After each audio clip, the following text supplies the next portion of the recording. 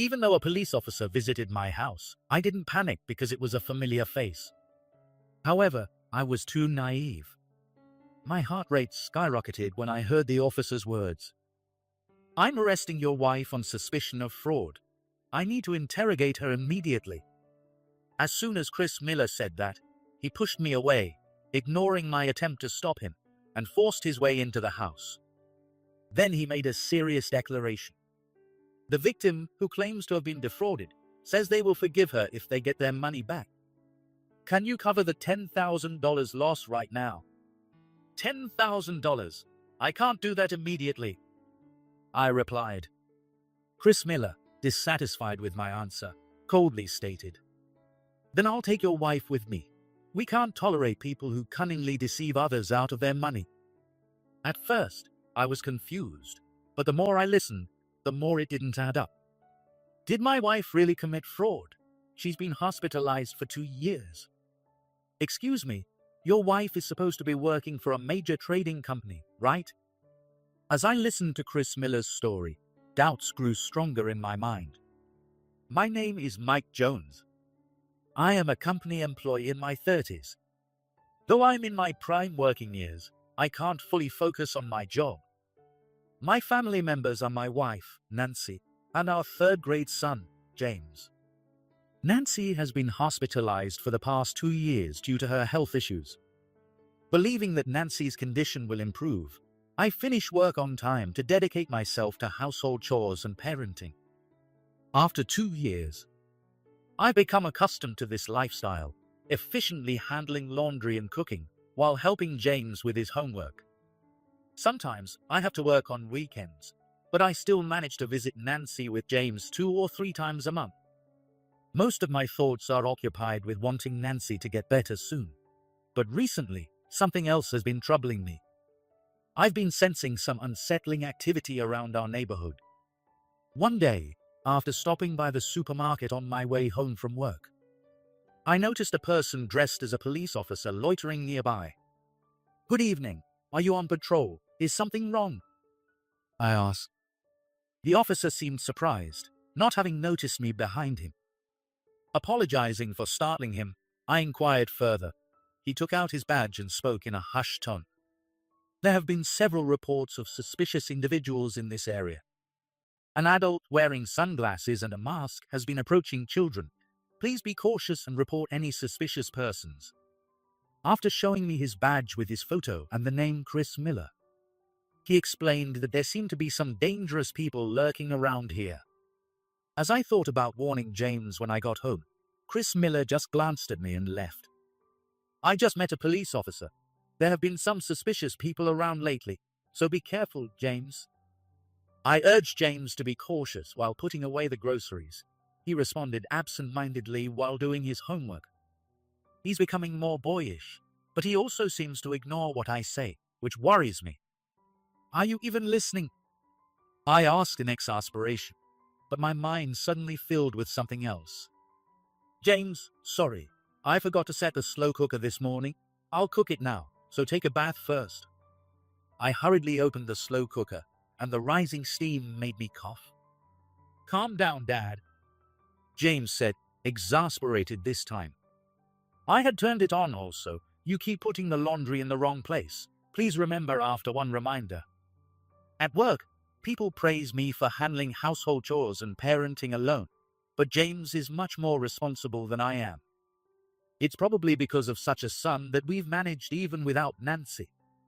"If your mom doesn't come home soon, we'll be troubling you, James," I joked. James pursed his lips tightly. "It's fine. I'll help around the house.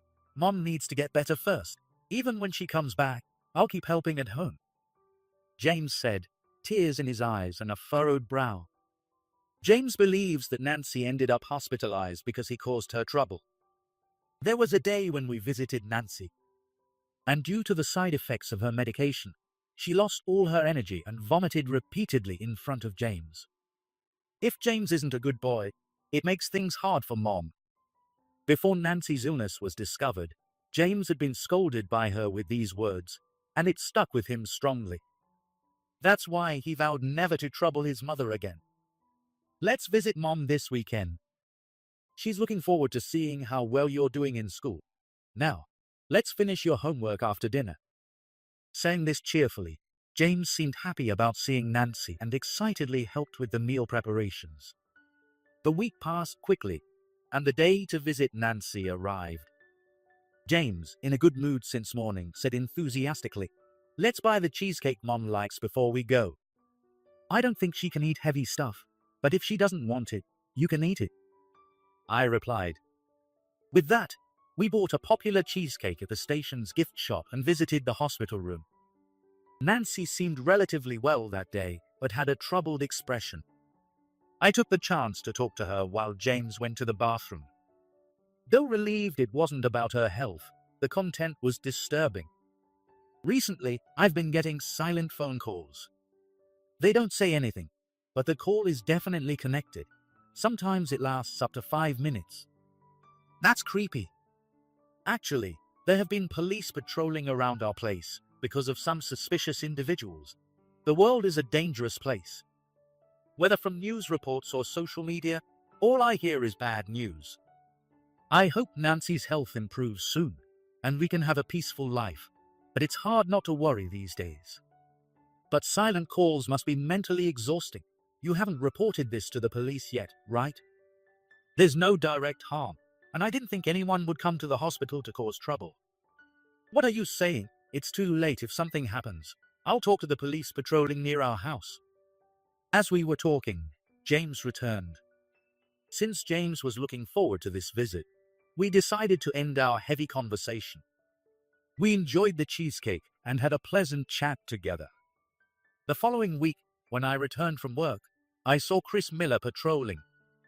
I thought it was a good opportunity to discuss the silent calls, but he was deep in conversation with James. "Officer, thank you for your service, James. Have you finished your homework?" "I finished it a while ago. I was playing with my friends and just got back." I nodded at James's reply and then turned to Chris Miller. "Sorry to bother you at work, but I'm concerned about something. Could I have a moment of your time?" "Of course, what's going on?" Having someone around to protect us is incredibly reassuring. However, I didn't want James to hear about this. He's already worried about Nancy. And knowing about the silent calls would affect his studies and daily life. "James, could you go home and warm this up for me?" "What? No. I want to hear what you're talking about." "This has nothing to do with you, James. Go inside now." I asked James to warm up the food I bought, but he refused. Sensing my intent, Chris Miller stepped in to help. "James, you're such a good helper at home. That's impressive." However, James wasn't easily swayed by such simple words. Feeling bad for holding up Chris Miller, I decided to leave, but he said, "I'm around here every day, so feel free to talk to me anytime," and left. I thanked him and waved goodbye with James. Back home, as James and I were eating dinner, he started talking with his mouth full of food. "That officer is really a nice guy, isn't he?" "Yeah, we should appreciate the tough job of protecting our town." "By the way, what were you talking about before I got here? Did he mention any new sightings?" Remembering James's serious conversation with Chris Miller, I asked casually. However, James's response clouded my mind. He asked if you always come home at this time, when Mom is coming back, and if anyone else lives with us. He said there have been burglaries around here. I had never heard of any burglaries in the neighborhood. Maybe he was concerned about whether we live alone or have support because James is still young. But it felt intrusive, like our life was being scrutinized. "I hope nothing happens and we can live peacefully, James. Remember not to share too much about our home with others, okay?" James seemed unconvinced, but he replied, "Okay." So I left it at that. About a month later, as we were getting ready to visit Nancy, the intercom rang. Visitors were rare, so I assumed it was a salesperson. Looking at the monitor, I saw Chris Miller. "Good morning. Is everything okay?" I greeted him while opening the door. Even though a police officer visited my house, I didn't panic because it was a familiar face. However, I was too complacent. My heart rate skyrocketed when I heard Chris Miller's words. I'm arresting your wife on suspicion of fraud. I need to interrogate her immediately. As soon as Chris Miller said that, he pushed past me, ignoring my attempt to stop him, and forced his way into the house. Can we talk? I have a child, so could we speak at the door? I lowered my voice so James, who was getting ready inside, wouldn't hear, but Chris Miller ignored this and barged into the living room. Then he made a serious declaration. Your wife is under suspicion of committing a crime. The victim, who claims to have been defrauded, says they will forgive her if they get their money back. Can you cover the $10,000 loss right now? $10,000? I can't do that immediately. I muttered, not understanding the situation. Trying to cover living expenses for two and Nancy's treatment costs on a single income left us with almost no savings. The ample savings we had when Nancy was working were nearly depleted now. Then I'll take your wife with me. We can't tolerate people who cunningly deceive and extort money from the vulnerable. Listening to Chris Miller, I felt a disconnect with the image of Nancy I knew. Are you sure my wife committed fraud? She's been hospitalized for the past 2 years. What? Your wife is supposed to be working for a major trading company, right? Hearing Chris Miller's words, my doubts began to grow. How does Chris Miller know Nancy's previous workplace? It's possible James mentioned it, but he doesn't know what a trading company is and couldn't clearly answer about Nancy's job, often turning it into a joke. Even though he's a police officer, it's unlikely he knows every resident's occupation. If he had checked, he would know Nancy had retired. Chris Miller, can I see your police ID again? He visibly showed signs of agitation at my request. At this point, I was convinced he wasn't a real police officer, but I didn't want to push too hard and provoke him. James was in the house, and I needed to avoid any danger to him. Chris Miller quickly regained his composure, trying to maintain a facade of authority. If your wife isn't here, you'll have to come with me. What will it be? Will you come to the station with me, or will you settle by paying the money? Of course, I'll have to handcuff you on the way to the police station. Looking outside, I noticed there was no police car. Although he had handcuffs, they didn't seem very solid and looked fake. They looked like something you could buy at a toy store. I couldn't pay the money, but I also didn't want to be taken away without knowing what might happen. I grabbed my smartphone, pretending to be scared, and pleaded with Chris Miller. I have a relative who can lend me the money. Can I call to ask them to transfer it? That way, James and I don't have to leave here, right? Chris Miller thought for a moment and then nodded. Fine, but you make the call here. If you try to escape, I'll have to call for backup. Thank you, I said, opening the contacts app. I wanted to call the police, but Chris Miller would overhear the conversation and was watching my every move. So, I decided to contact an intelligent friend of mine who is a lawyer. He knew about Nancy's illness and often visited her. Please pick up. My wish was granted when he answered after a few rings. Sorry to call you suddenly, but can you lend me about $10,000? I promise I'll pay you back. What's going on? He asked, worried. I continued speaking. Nancy allegedly committed fraud by visiting an elderly person's home and tricking them out of their money. If we pay $10,000 right away, it should settle everything. Please help. Wait, but Nancy. Please, the police are in my house right now. They said it could be settled this way. It probably seemed odd to him, but that was fine. As I continued explaining, he seemed to understand the situation. You're at home, right? He confirmed, then said, I'll transfer the money today. Just wait. And hung up. The money issue should be resolved. I'll pay by today. I told Chris Miller, who nodded in satisfaction. Then transfer the money to the account I'll give you. If I assist you, it could jeopardize my position. Once I confirm the payment, I won't bother you again. He handed me a note with the account details and headed for the door. As I opened the door, a loud voice shouted from the room. Mom wouldn't do that. You're a liar. Apparently, James had been listening, and he glared at Chris Miller, his shoulders heaving with anger. Chris Miller looked surprised by James's outburst, but quickly regained his composure, thinking he was just a child. James, I understand you don't want to believe it, but your mom committed a crime. People must pay for their wrongdoings. James, reacting to the word criminal, became even more furious and confronted Chris Miller. Shut up. You're the criminal. It's you who will be caught when the police are called. Hearing James's loud commotion at the entrance, neighbors started to gather, wondering what was happening. Seeing the police among them, the crowd of onlookers quickly grew. Panicking, Chris Miller tried to make an excuse and escape.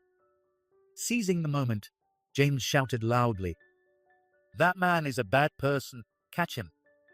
The onlookers, reacting to James's call, restrained Chris Miller. As he tried to break free and run, the neighbors fully tackled and restrained him. At almost the same time, a police car arrived. The real police had come. I felt immense relief, but knew I couldn't appear weak while James was showing such bravery. I walked toward the officer, who stepped out of the police car to explain the situation. The officer checked my name and said, "We received a report from someone claiming to be your friend." I then explained the situation. I mentioned that someone claimed my wife was suspected of fraud and said that paying the money would settle it. The officers shook their heads, saying, "That's impossible." He had been patrolling around our place recently and had a police ID, so I didn't suspect anything. I said, "The police took the ID from Chris Miller. They said it was a well-made fake and that no one named Chris Miller worked in their department. It was indeed a scam with someone pretending to be a police officer." Chris Miller struggled desperately as they tried to put him into the police car. "I was just following orders. It's not my fault. Besides, this guy's wife works for a major company, and they're rich. Rich people should share some money with the poor." His baseless and selfish words infuriated me. Before I could say anything, James shouted back at him, "My mom is fighting an illness and is in the hospital. My dad works hard for us. Don't act like you're the only one suffering." Chris Miller fell silent after James's outburst. The gathered neighbors also agreed with James, applauding and supporting him. Unable to respond, Chris Miller quietly got into the police car. It turned out that my friend had called the police, sensing something was wrong from our phone conversation. According to my lawyer friend, Chris Miller, who used a fake name and pretended to be a cop, would be appropriately punished. Later, the police informed me that Chris Miller was also involved in other incidents besides this one. The silent calls to Nancy were also from Chris Miller, suggesting he had some malicious scheme. He had a history of fraud, deceiving people to obtain money and illegal profits. He held seminars with a group, claiming they would invest the money and give returns, but hardly invested any of it. He returned about 10% as dividends, and then lied about investment failures to embezzle the rest. Handling others' money requires a license, which Chris Miller didn't have. Additionally, forging a police ID is a crime. Given his numerous offenses, my lawyer friend and the police believe he will receive a heavy sentence. He must pay for his crimes. And the most important thing is that James wasn't harmed. The police and neighbors praised you, James. They said you stood up well against a bad adult. James upheld his sense of justice and fought against the villain. As a parent, it was a nerve-wracking action, but I was proud of James's bravery. Embarrassed by the praise, James blushed and looked away, saying, "It's nothing. You knew our kind mom would never do something like that, right?" "Of course, I believe in both mom and you, James." Hearing my words, James smiled happily. "Despite everything, I was just glad nothing serious happened." "Did you finish your homework?" I asked James. He widened his eyes and hurried to his room. "Oh no, I have an essay due tomorrow." I sighed, saying, "Oh boy." But I was relieved that our usual routine had returned. Later, the incident was briefly mentioned in a local newspaper. The headline read, "Bravery of elementary school student leads to arrest." "Mom, this is about me. James insisted on bringing the newspaper to show Nancy during our visit. Even though I had already told her, and the hospital had several newspapers, including the local one. Nancy acted surprised, as if she was seeing it for the first time. "No way, is that really you, James? It can't be." "It's true, look, it says James Jones right here." As James eagerly pointed out his name, Nancy reacted with exaggerated surprise, making James even more excited. Watching the two of them with a smile, I also told Nancy about what happened. "James was really brave," he shouted. "My mom would never do that," and scared the criminal. "Did James really say that? He's grown up so much, thank you," Nancy said, patting James's head. For some reason, James had tears in his eyes. When Nancy, looking concerned, asked, "What's wrong?" James replied in a small voice, "I've been good and tried hard, so I wouldn't trouble you. Please get better soon. I think you got sick because of me." Nancy gently hugged James as he started to cry. "This illness isn't your fault, James. God gave me this challenge, but it's one I can overcome. It's going to be okay." Nancy then seemed to remember something and added, "I once said, if you don't behave, Mom will get sick. But that wasn't true. I'm sorry I said that." Tears filled Nancy's eyes too, and the sound of their sniffles echoed in the hospital room. "The doctor said, if I keep improving like this, I might be able to go home soon. I'm going to keep trying, so please wait for me." Recently, Nancy seemed to be doing really well. If things continued as the doctor said, she might be discharged soon. I prayed with all my heart for that to come true. A few months later, Nancy's battle with illness came to an end. There were times we didn't know what would happen. But thanks to the doctor's dedicated treatment and Nancy's efforts, she was able to return to a normal life. Today is James's open house at school. It's been a long time since Nancy and I have gone to see James at school together. "James has become quite responsible," Nancy said. Indeed, James stood confidently in front of the blackboard. Today's theme for the open house was Dreams for the Future, and the students were presenting essays they had written. I remembered seeing James revising his essay several times a few months ago.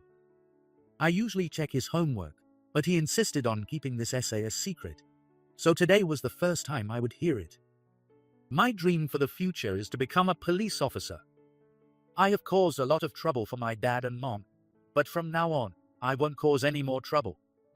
I've been treated kindly by many people, and I want to repay their kindness by becoming a police officer. I know there are many kind people around me, but I've also experienced that not everyone in the world is kind. I want to protect my loved ones from such people. I've learned that becoming a police officer isn't easy, but my mom taught me that we can overcome any challenge. She faced a tough illness but fought hard and is recovering. I want to grow up to be an adult who doesn't give up, just like my mom. If anything happens, I'll protect my dad and mom." Hearing James speak passionately, Nancy and I couldn't help but cry. I made a firm vow to become a father who can protect his family.